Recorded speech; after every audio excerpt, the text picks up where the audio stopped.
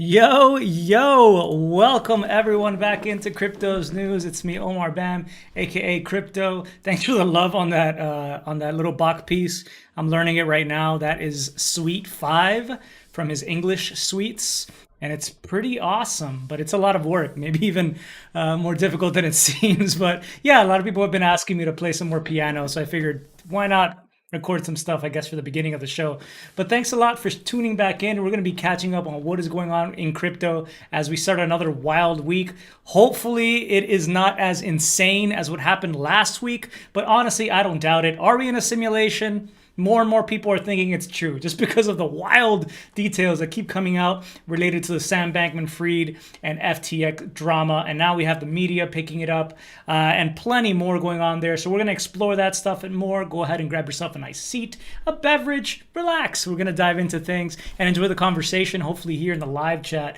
I appreciate that, Nicole, and thank you so much, Christoph. Thank you for joining here, Kevin, Amaris. Shout out to the YouTube sponsors, to Patreon sponsors. Couldn't do it without you guys. Thank you so much. Let's go ahead and start off here with the prices as we do. As you can see, we had a bit of a bump up today in prices. Bitcoin is back over $16,500 at $16,631, up 2.3%. Ethereum is up 2.9% at $1,245. It doesn't seem like it wants to continue down. We haven't had any major black swans that have been systemic just yet. So not too surprising. I think a lot of people who have wanted to sell have pretty much sold here. And as I've mentioned before, there is sizable interest in buying dips at these levels between like $10,000 and $15,000. I imagine there's just an insane amount of buying that's going to be wanting to come in there, regardless of what the institutions are saying. The ones who have done their homework, they really know what's going on here, and surely they do not want to miss out on these plays, because I think most people are realizing that those bogus headlines of crypto is dead just are not true. If anything, crypto is showing its strengths in so many ways. It's again just shining a light on the importance of self-custody, right? Not trusting the centralized exchanges. I really like that stuff, like with sexes, practice safe sex. That's CEX, you dirty minds. Practice safe sex. Get in there, do what you need to do, and then pull out.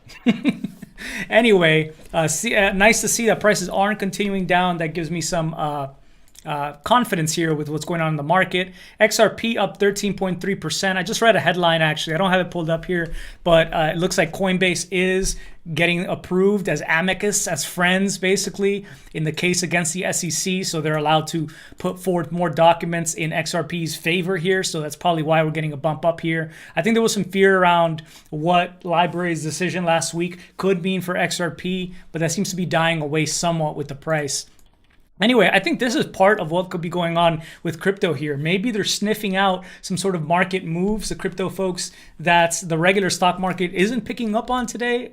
Maybe they close a little bit sooner in crypto's 24 hours. I'm not sure. But the Fed Vice Chair Leo Brainerd did say that soon it may be appropriate to slow the pace of rate hikes on an interview that was done with CNBC. With Bloomberg News in a live interview. She said, that's the quote right there, "I think it will probably be appropriate soon to move to a slower pace of rate increase." So it's kind of changing the language here. We saw that inflation recently didn't come out as hot as expected.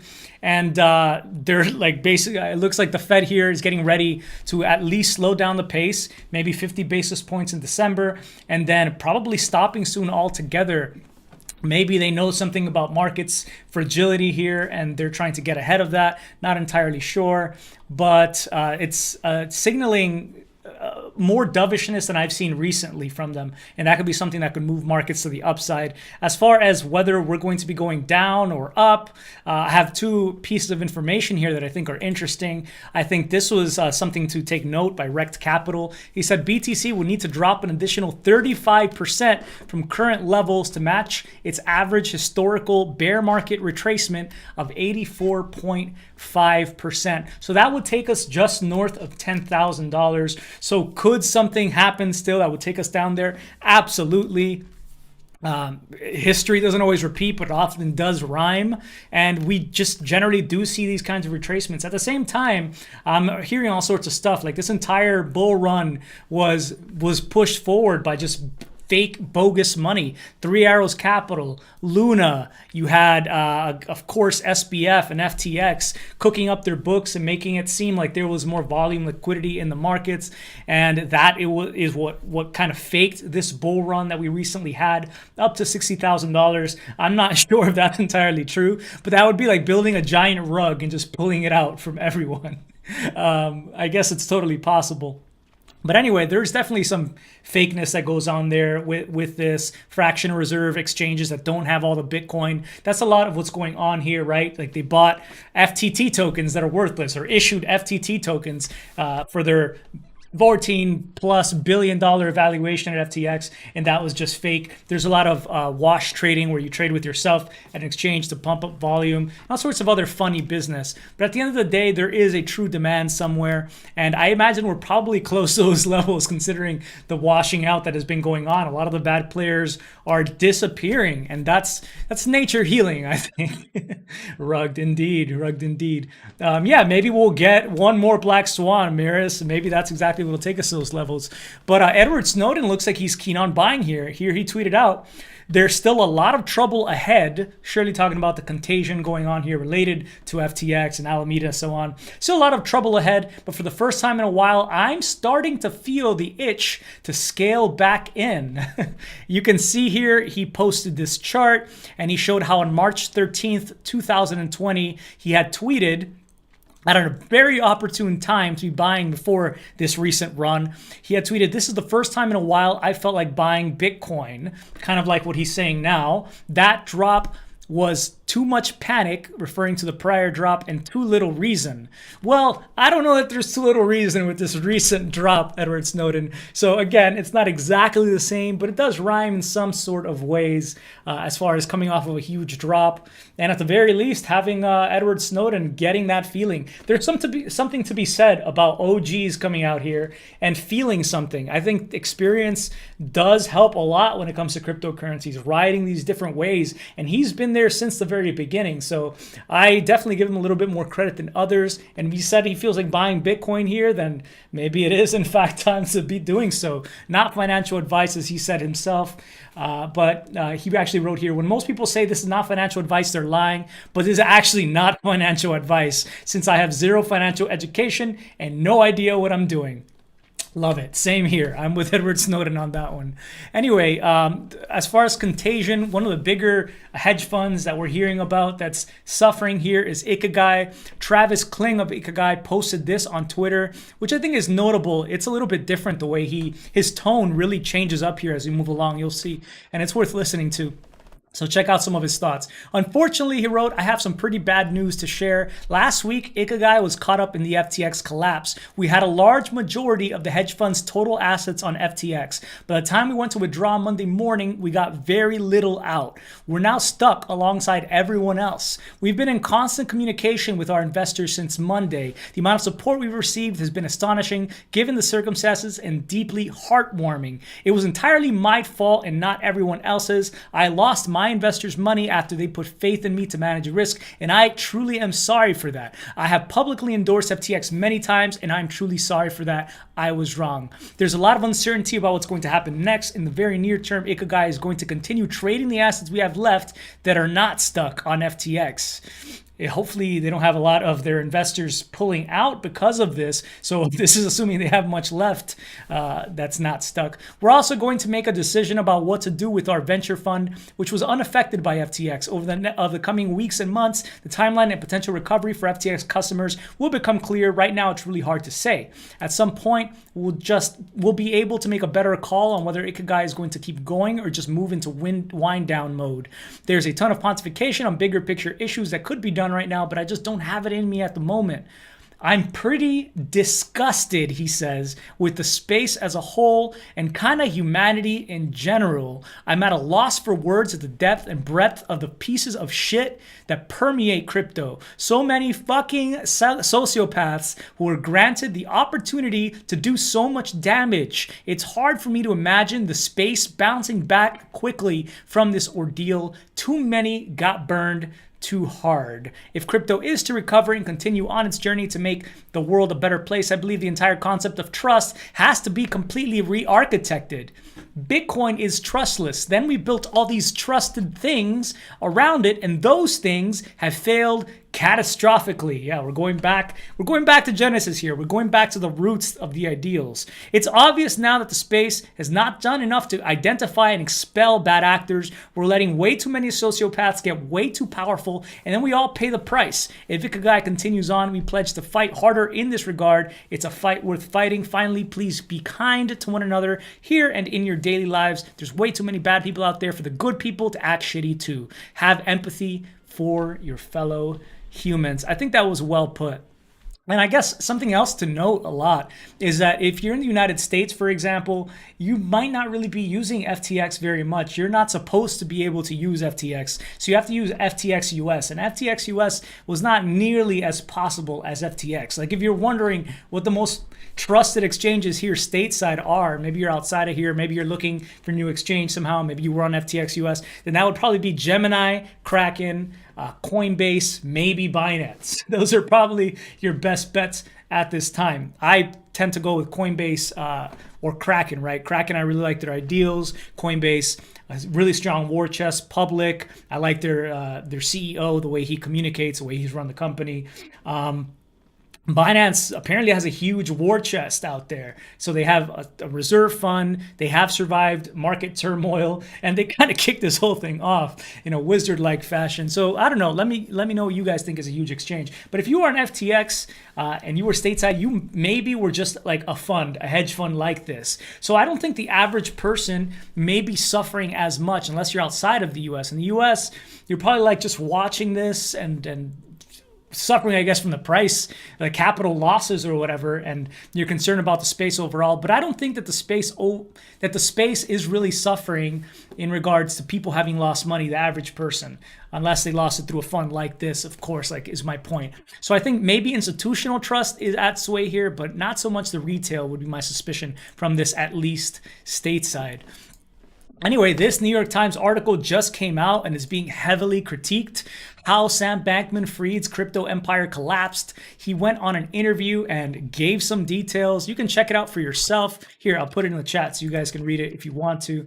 But it doesn't really say too much more that we don't know about, except for the fact that Caroline Ellison, who ran Alameda, by the way, just a few computers away, they ran like a hedge fund and they ran an exchange computers away, and the hedge fund can just look at all the exchange's dealings right there. Caroline at the head of it was confirmed apparently romantically with Mr. SBF, although they're no longer together, according to Sam Bankman-Fried. So no more amphetamine parties, no more of that fun nonsense that everyone's talking about on Twitter, maybe. And yeah, there's some more details down here. He's pretty calm. He has been able to sleep more than he was supposed to have, as much as he might have expected he would, but he has been able to get some rest. He declined to discuss the prospect of prison time. He said, people can say all the mean things they want about me online. In the end, what's going to matter to me is what I've done and what I can do.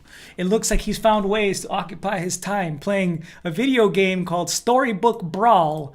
I don't know. Is that the poor man Super Smash Brothers Brawl? I don't know, Nickel. You probably would know more about this game than I would. But he's been playing Storybook Brawl. It helps him unwind a bit, helps clear the mind. So yeah, he's looking quite relaxed, pretty chill about all of this. And then he had told the New York Times that he was going to be doing some cryptic puzzle-like tweets. You know, he's going to tweet the letter H. No, he's going to tweet the word what. Then he's going to tweet the letter H, and then he's thinking maybe the letter A and the letter P. It's going to be more than one word, and I'm making it up as I go. So was he planning a series of cryptic tweets? Something like that. But why? Asked the New York Times. I don't know, he says. I'm improvising. I think it's time. Oh my God, this is so ridiculous. Oh, cool. I did not know that. Thank you, Nicole. He says it's one of the MTG Mount. That's why we know, why you would know, of course. You're into Magic the Gathering pros. One of the pros of Magic the Gathering made that game. That's pretty cool. I wonder if it's any good. I guess SBF plays it, right? In addition to League of Legends. So this has played out basically over the last day. He did in fact tweet what, then he tweeted H, then in a third part A, then P, like every few hours tweeting a different letter. Then 6 hours ago he tweeted E. Finally we got N, so we got a whole word, a whole second word. Now we got what happened here. He really is making this up as long as he goes. But this is not so comical for certain people. Check out what. Okay, okay, it is kind of comical if you look at what the crypto dog wrote. No one knows what it means, but it's provocative. And then Ari Paul wrote, "This wasn't a game for many people. You're embezzling destroyed projects, companies, lives. Many of the industry may be Ponzi's, but not all. You've reduced trust in the industry and in the world, I'm sorry, peak anti-utilitarianism." Yeah, this is the big drama of the day as everyone tries to figure out what exactly he's trying to say here. But it is a weird thing to just write. I think most of you will agree to go along with this line. What's he trying to do? Is he clout chasing on Twitter? Do you have better stuff to be worried about? What are you doing, man? But at least we're getting some really interesting memes. All of this is going to be creating memes and new vocabulary, new vernacular, new ways of engaging with each other in the crypto community for years. Think Carlos Matos and BitConnect. People who weren't even part of this cycle are forced to look at Mr. Matos and try to understand. And that's exactly what's going to be going on here when people talk about Corollas, because Sam Bankman-Fried apparently always drove Corollas, even though he had a multi-million-dollar jet, right, that was fueled by Corolla engines, apparently, as a way to look, humble. But he slept on a beanbag. I don't know what kind of beanbag that was. But yes, meme-worthy times indeed. Greg wrote here, "I'd like to buy a vowel." But yeah, as far as that New York Times article, it's not being received really well from the crypto community. So you're going to see a lot of similar comments to Alex Kruger's here of Kruger Macro. He wrote, "Disgraceful reporting by the New York Times on FTX. It portrays SBF, Sam Bankman-Fried, as a charitable entrepreneur," which was his reputation before all this went down, right? "Who went under and does not mention the words fraud, criminal, substance abuse, friends and family, Bahamas KYC, racket, hack, stolen funds, or wiped servers anywhere." Yeah, accounting backdoor, pumps and dumps, inside jobs, market manipulation, fraudulent creative accounting, Ponzi schemes, spending other people's money, political donations, Gary Gensler, regulatory shit show, market crash. No mention of any of that, zilch nada. The NYT author Yafi Bilani wrote about SBF as if he were writing a cozy article in the lifestyle section instead of reporting on the successor of Bernie Madoff. How much did you get paid for that piece? It's not too surprising, honestly, that it's such a friendly piece toward him, because he has been a big Democratic donor, and the New York Times definitely, it doesn't even lean in that direction. It straight fell over onto the left side a very long time ago, to the point that it's not objective at all.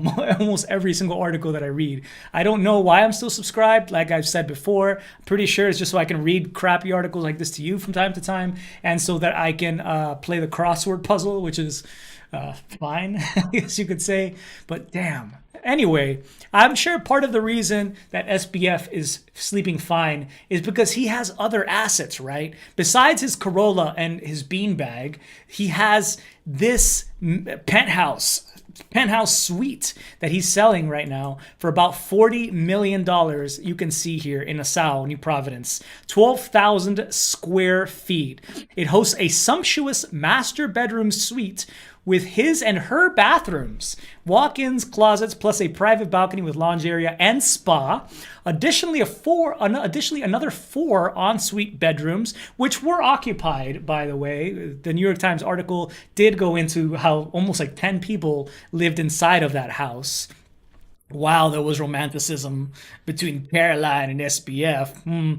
Additionally, another 4 ensuite bedrooms, grand living room with dining open into a stunning outdoor pool and patio area, a family entertainment room, modern kitchen with a separate bar area, and an outdoor barbecue alcove with seating. Yummy. What a nice place they were living in while driving Corollas. Yeah, and according to this article on Semaphore, I believe he had even invested in Semaphore himself into this new news outlet. But it's been confirmed, according to people close to current and former FTX employees, who have confirmed that basically this is his residence of Sam Bankman-Fried, which is being sold. Also, SBF has other assets, right? It's not just like he has this incredible looking house. Did I just see a grand piano there? Wow, really nice wood touch on that.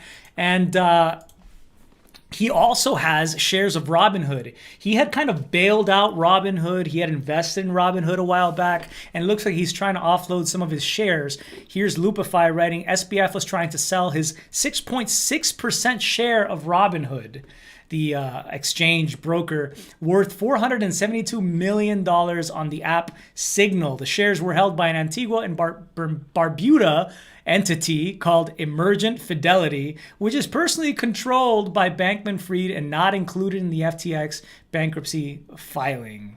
What is Barbuda? Is that I'm not even too familiar with Barbuda, and my offense to you I'm sorry if I offended you if you're a Barbudian, but I've never heard of Barbuda. I've heard also that as far as trying to offload those shares, he is trying to offload them at a 20% discount. So boo-hoo, he's just going to get, I don't know, he's going to get a few bucks less, I suppose. But it seems to me like he's just fine. So that's why I was asking on Twitter earlier on, like, how easy is it to kind of bribe your way out of the Bahamas? Since apparently he's under watch in the Bahamas, and it's just been madness. People have been tracking planes that are leaving from that area. People found some sort of Department of Justice, Homeland Security plane that was apparently circling over the house. So maybe the U.S. is keeping tabs on this guy to make sure he doesn't escape.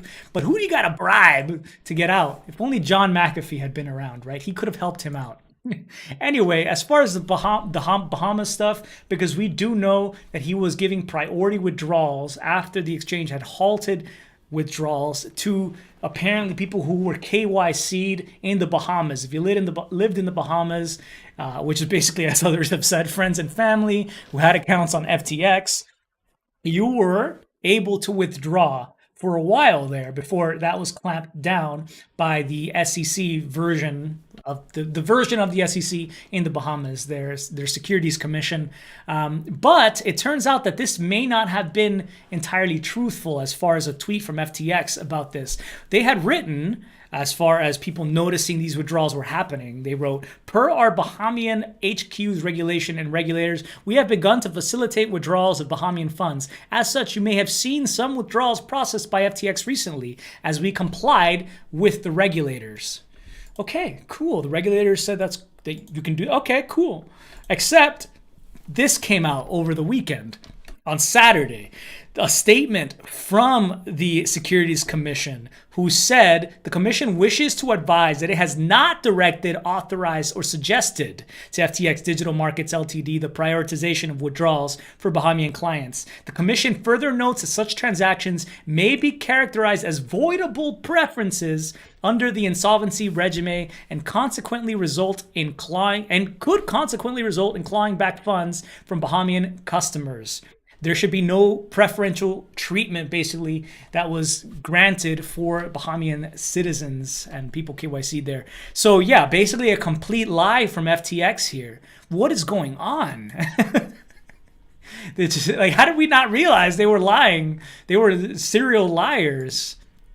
Anyway, Balaji, who recently did that, 8-hour stream with Lex Friedman, which is pretty great, I have to say. If you can listen to it, I definitely encourage it. But Balaji had this to write: what caught Bankman-Fried? Not SEC or CFTC. It was cryptography, self-custody, people withdrawing cryptocurrency because he could capture regulations. He could legally bribe politicians with donations. He could fake app balances via centralization, but couldn't beat Bitcoin's verification, an actual bank run where people withdraw funds. Earlier, I was following some of the drama that's been going on with crypto.com, trying to figure out if they're solvent or not. There was some delays in processing withdrawals. Some people called it FUD. I was saying just in case, right? We saw it with Celsius. There was smoke and then there was fire when they froze withdrawals. Saw it with Voyager. There was smoke, then there was fire. We saw it with Luna, obviously. And now we saw it most recently with FTX. We see it now happening to different exchanges, for example, crypto.com. Why would you still, if there's so much smoke around it, just take that chance and not withdraw just in case for your 7%, missing a few days if you must, or a month or two while we wait to see if they're solvent or not, of a 7% yield? Why would you risk all your funds for that? Just doesn't make much sense to me. So why not withdraw just in case? But I've been accused as perpetuating the FUD and the rumors and helping start these bank runs, which in my opinion are a good thing, right? Like there's a reason that proof of keys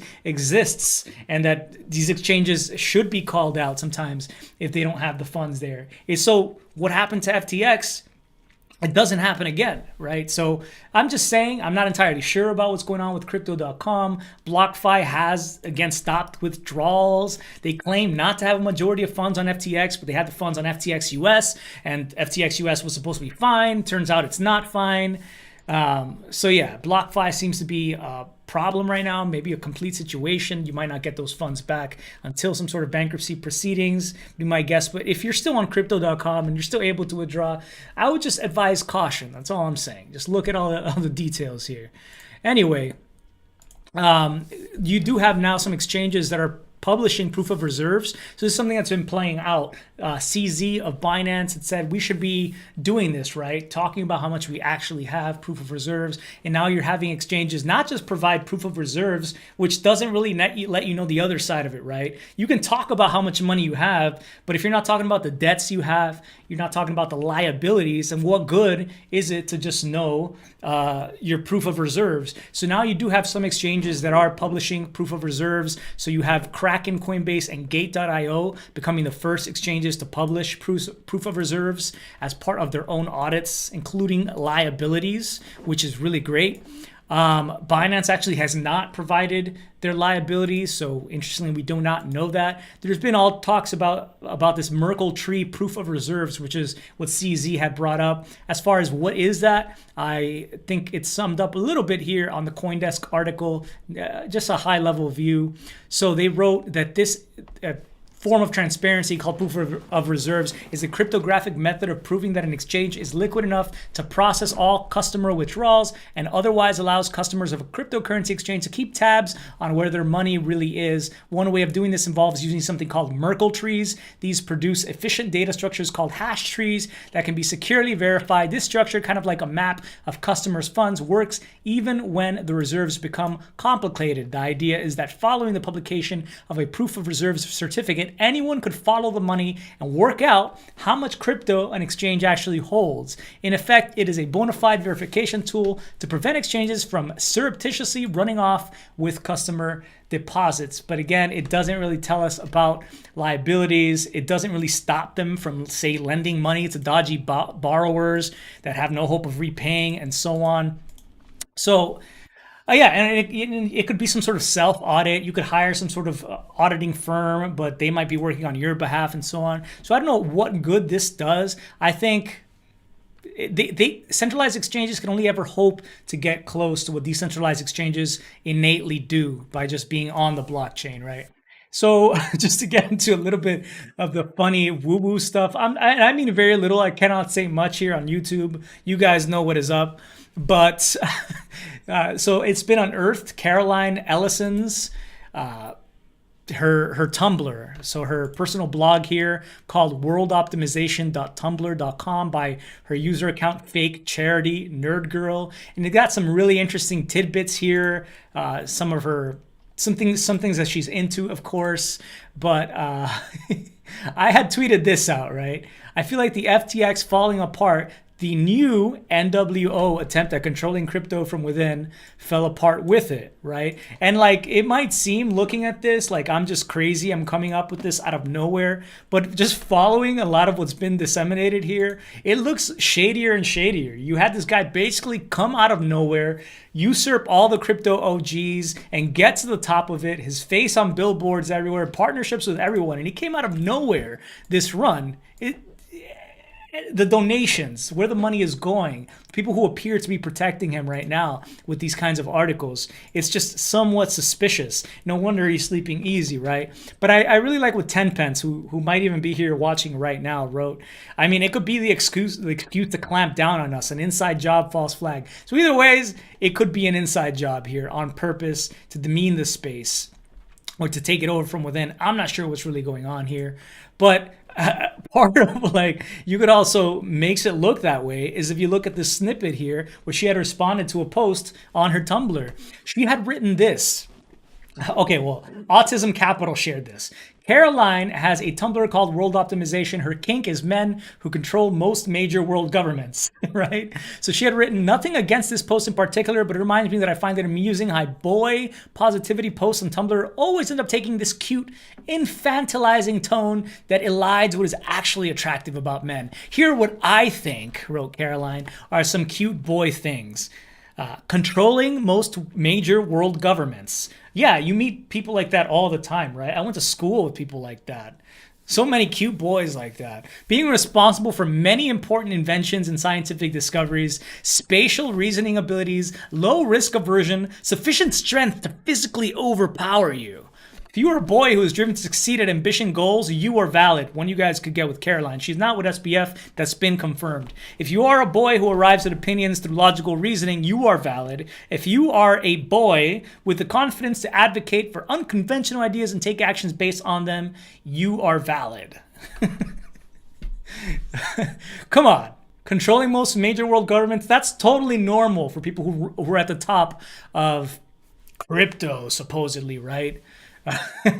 People who Alameda Research's CEO to say, and by the way, if you decide to look up a picture of her and you haven't seen it yet, it was a funny quote. And usually I don't like to pick on what people look like, but I just think it's so funny in this case. Somebody said that she basically looks like she could be anywhere between 10 and 60 years old. That was so appropriate. I was just laughing. But anyway, yeah, some interesting ties. If you haven't seen this yet, between the professor of economics at MIT, former boss of Gary Gensler, who's the head of the SEC, and the daughter of Glenn Ellison. It's no other than Caroline Ellison right here, who dated Bankman-Fried, who's an MIT graduate, who Gary Gensler was a former professor at MIT. He taught a blockchain course. He's going to be our friend when he gets to the SEC. Oh, man, I feel like such deep revulsion in a way. You know, I feel it. I really do when I look at his face these days because of some of the ways he's been running that agency. And it's really disappointing to see. But anyway, and I'm not even going to remark on this one. I'll leave you guys with a quote of the day. Thank you so much for joining me here. And here it is, because I think it relates somewhat to SBF, who talked about being altruistic and donating in such a way and trying to be a change for good and donations this way and that way. And it was all very public, right? All the good that he was doing while trying to capture crypto regulations or sway them in a certain way that would be unfavorable towards decentralized finance, which is really what this is all about. It's not for the centralized exchanges. Anyway, here's a quote. "The way to get things done is not to mind who gets the credit for doing them," by Benjamin Jowett. Take care, everyone. Much love and stay cryptic. Peace.